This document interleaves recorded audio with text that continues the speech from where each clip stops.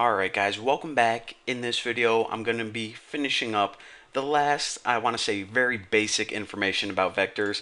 After this you're going to be a vector pro. So one thing I want to cover is, what if you try to do those operations like adding vectors together, but the vectors are uneven lengths? So let me go ahead and show you guys a scenario when that's going to happen.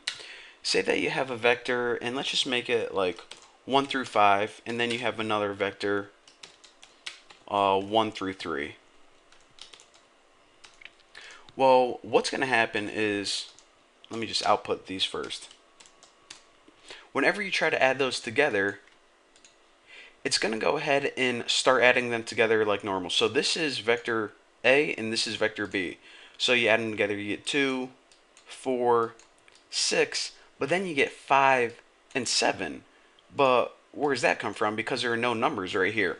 Well, what's going to happen is this is going to loop through 1, 2, 3, but as soon as B runs out, it's going to start over again. So this is basically 1, 2, 3, 1, 2, 3, 1, 2, 3 until all the operations are done.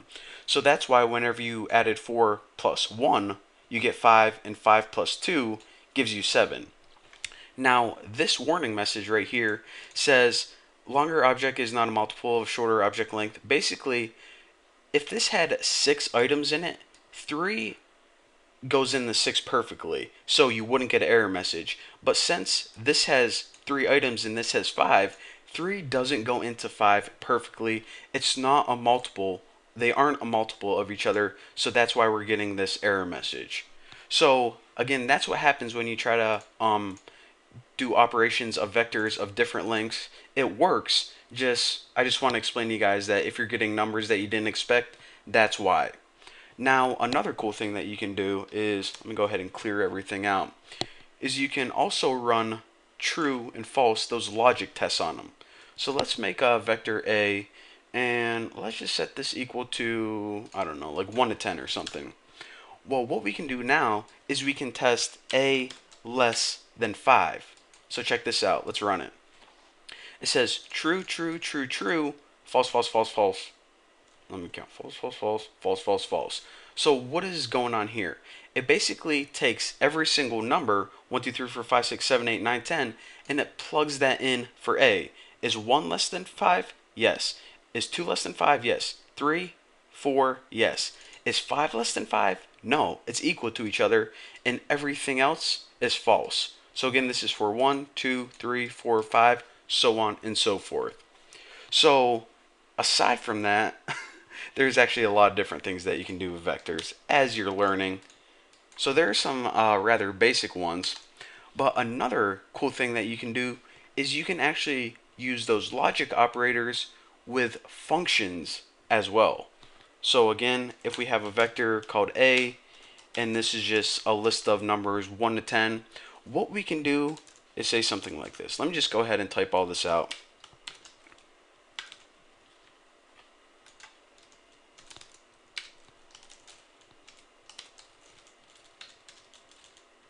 Alright, so basically whenever I run this, you're going to see A less than 5 true, A less than 5 false. Whenever you use the function any, what this is going to do is it's going to run this test right here. Test all of these numbers to see if they're less than 5. If any of those numbers return true, then output true. So that's what this does. It tests if any of these tests are true, then it's going to say true. What all means is if all of these numbers are less than 5, then say true. However, we know that only 4 of those are less than 5, not all of them, so that's why it's false. So basically, whenever you want to test if any of the tests or all of the tests, you use any and all. Pretty freaking sweet.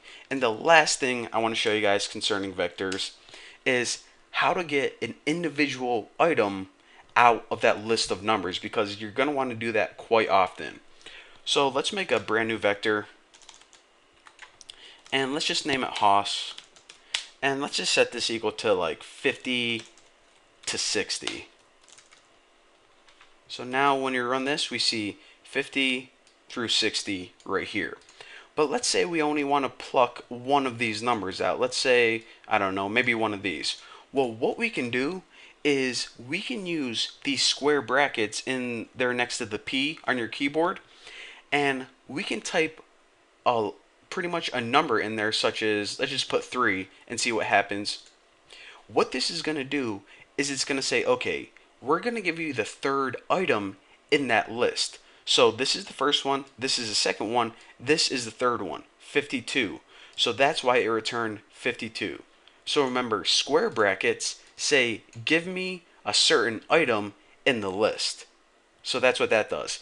Now, just so you know, I hopefully confuse you guys even more, you can also return a range of items. So if you put 1:5, what this is going to do is it's going to give you the first 5 items in that list. So let me clear and run this and check it out. 50, 51, 52, 53, 54. So again, not only can you pull one item from a list, you can also get a range of items in that list.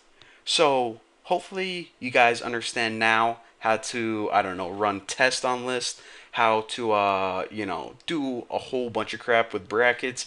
And now that we covered the basics of vectors, we're going to be moving on to, well, you guys are going to see. It's going to be awesome, as always. So thank you guys for watching. Don't forget to subscribe, and I'll see you next time.